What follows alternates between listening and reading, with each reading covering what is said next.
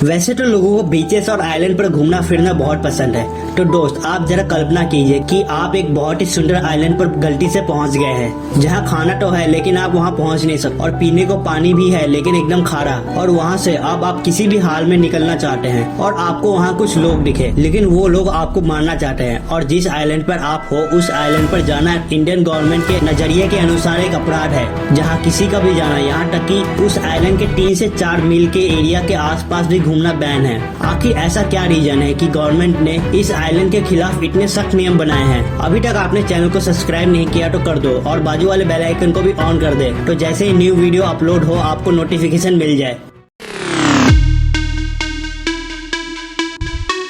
North sentinel island, जो कि India का ही एक हिस्सा है, जो अंडमान एंड निकोबार आइलैंड के कैपिटल पोर्ट ब्लेयर से 50 किलोमीटर की दूरी पर है। इस आइलैंड का जीवन बिल्कुल ही अलग है, और यहाँ के लोग जिन्हें सेंटिलीज कहा जाता है, उनका रहन सहन भी बिल्कुल अलग है। कहने के लिए तो ये आइलैंड भारत का ही एक हिस्सा है, पर यहाँ के रहने वाले लोगों ने शायद ही भारत का नेम कभी सुना हो, और इनको इस आइलैंड की बाहरी दुनिया के बारे में कुछ भी नहीं पता है। इनकी अपने आप में ही एक अलग दुनिया है। इस आइलैंड पर रहने वाले लोग न ही इस द्वीप से बाहर जाते हैं, और न ही इन्हें किसी बाहरी व्यक्ति का आना यहाँ पसंद है, और इस बात को लेकर ये इतने स्ट्रिक्ट है, अगर कोई बाहरी इंसान इनके आइलैंड पर आसपास भटकता भी दिख जाए तो उन पर ये तीर बरसा देते हैं। माना जाता है कि सेंटिलीज इस धरती पर रहने वाली एक ऐसी आखिरी मानव जाति है जो कि मॉडर्न सिविलाइजेशन में रहने के बावजूद भी हमारा इनसे कोई कांटेक्ट नहीं है, और न ही इन्हें मॉडर्न सिविलाइजेशन के बारे में कुछ पता है। यहाँ के लोग शिकारियों की तरह अपना जीवन बिताते हैं और जानवरों को खाते हैं, और साथ ही कुछ फ्रूट जैसे कि नारियल पानी और आदि पर जिंदा रहते हैं। ये लोग आज के एडवांस टेक्नोलॉजी के टाइम में भी बिल्कुल हमारे पूर्वजों जैसे जिंदगी बिता रहे हैं, और आपको जानकर हैरानी होगी कि इन्होंने अभी तक खेती करना भी नहीं सीखा, जो कि किसी भी सिविलाइजेशन के शुरू होने का सबसे पहला चरण होता है। हमारे पूर्वजों ने आदि मानव के टाइम में ही आग का उपयोग करना सीख लिया था, और यहाँ के लोगों को ये भी नहीं पता कि आग होती क्या है।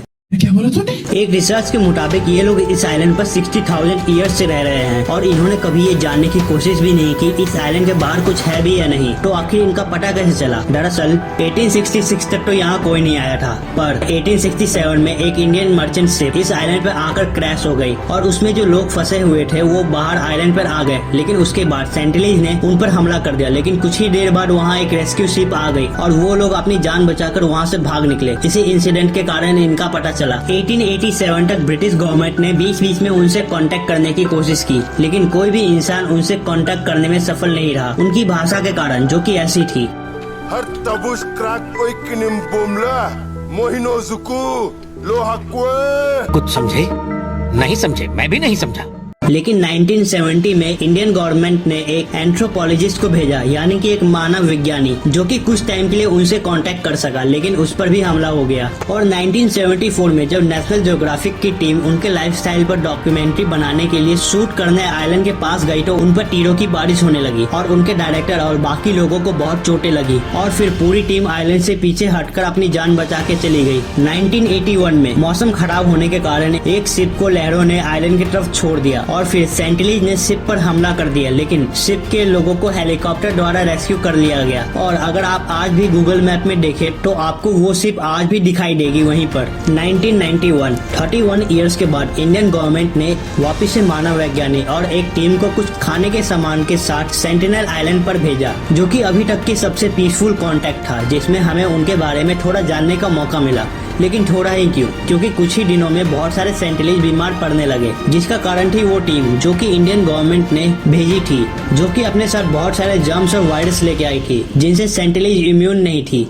उसके बाद सेंटिलीज को लगा कि अगर उन्हें जिंदा रहना है तो उन्हें मारना ही पड़ेगा, और किसी भी बाहरी व्यक्ति को उनके आइलैंड में नहीं आने देना है। और उसके बाद उन्होंने हमला करना शुरू कर दिया। वहाँ कई लोगों की मौत हो गई, और जो बचे वो घायल हालत में वहाँ से जान बचाकर निकल गए। और उस दिन के बाद से इंडियन गवर्नमेंट ने आइलैंड से 3 मील यानी कि 4.8 किलोमीटर एरिया का हमेशा के लिए बैन लगा दिया, ताकि पुरानी मानव जाति सुरक्षित रह सके, और वहाँ जाना अभी अपराध के नजरिए में आता है। लेकिन 2006 में 2 फिशरमैन सोते होते वहाँ गलती से पहुँच गए और उनको सेंटिलीज ने मौत की घाट उतार दिया। और कुछ साल बाद अमेरिका के ईसाई धर्म प्रचारक जॉन एलिंग चाउ मेल मिलाप करने गए थे, लेकिन उनपे भी सेंटिलीज ने तीरों की बारिश कर दी और उनको मौत के घाट उतार दिया। उसके बाद से इस आइलैंड पर कोई भी नहीं गया, और अगर जो भी गया हो गलती से या फिर अपनी मर्जी से, उनकी तो लाशें तक नहीं मिली। उन लोगों के लिए हम आज के मॉडर्न सिविलाइजेशन वाले लोग एलियन जैसे हैं, जो कि उनसे बिल्कुल अलग हैं। तो वीडियो कैसी लगी कमेंट में जरूर बताना। वीडियो पसंद आई हो तो सेंटिलीज की तरह लाइक, शेयर और सब्सक्राइब पर तीर चला दो और बेल आइकन को भी ऑन कर दो। तो मिलते हैं नेक्स्ट वीडियो में, तब तक के लिए stay tuned and bye bye.